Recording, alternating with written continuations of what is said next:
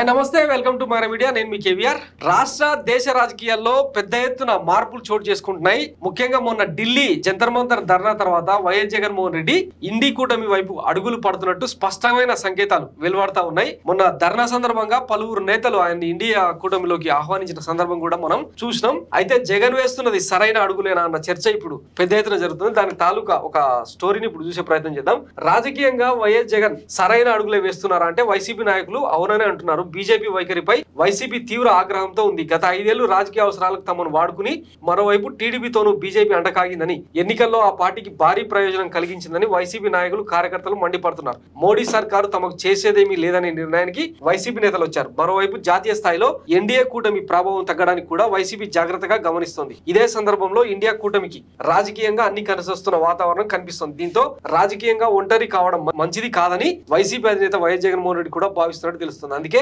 ఢిల్లీ ధర్నాకు అన్ని పార్టీల ఎంపీలు వైసీపీ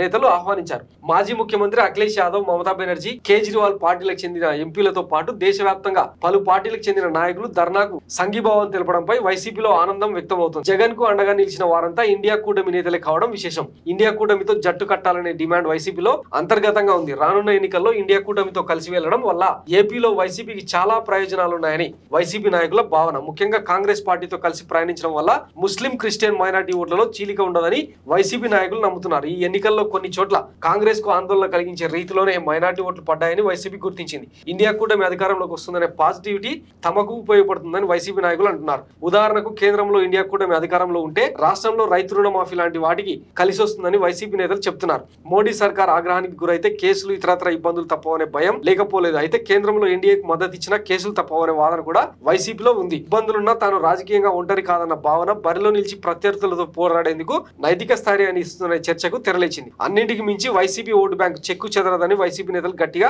విశ్వసిస్తున్నారు ఇలా ఏ రకంగా చూసినా రాజకీయంగా ఇండియా కూటమితో వెళ్లడమే మంచిదన్న అభిప్రాయం వైసీపీలో బలంగా ఉంది రానున్న రోజుల్లో జగన్ ఎలా వ్యవహరిస్తారు అన్నది చూడాలి సో మొత్తం మీద ఎందుకంటే ఇప్పుడు నమ్ముకున్నోళ్ళు నట్టేట ముంచిర్రు కలిసి వస్తున్నారు అనుకున్న వాళ్ళు దూరం నెట్టేసిండ్రు ఆఖరికి కుటుంబంలోనే చీలికలు వచ్చి సొంత చెల్లెళ్ళే తనకు హ్యాండ్ ఇచ్చిన పరిస్థితి ఈ నేపథ్యంలో ఇక వైఎస్ జగన్మోహన్ రెడ్డి ఎంత మాత్రం ఒంటరి కాదు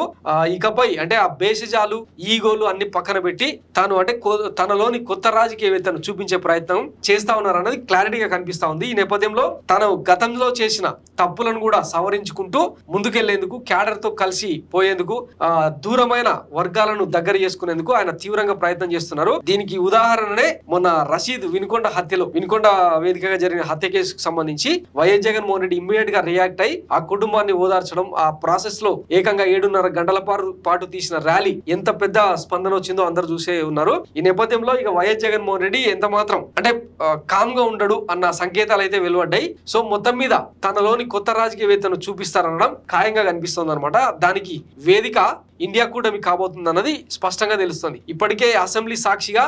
పలు శ్వేతపత్రాలను చంద్రబాబు సర్కార్ బయటపెట్టే ప్రయత్నం చేసింది అందులో భాగంగా లిక్కర్ స్కామ్ ను తెరపైకి తీసుకొచ్చి కేసులు బనాయించి ఆయనను ఫిక్స్ చేసేందుకు ఆల్మోస్ట్ రెడీ అయిపోయినట్టు తెలుస్తుంది ఇందులో భాగంగానే చంద్రబాబు ముఖ్యమంత్రి హోదాలో మరోసారి ఢిల్లీకి కూడా వెళ్లి ముఖ్యంగా అంటే రాష్ట్ర ప్రయోజనాల సంగతి పక్కన పెడితే వైసీపీని పూర్తిగా నీరుగార్చే ప్రయత్నం వైసీపీ కీలక నేతలందరినీ జైలుకు పంపించే కార్యక్రమాలు ఆయన చేస్తారన్న వాదన తెరపైకి వచ్చిన నేపథ్యంలో ఇక తన వాయిస్ వినిపించాలన్న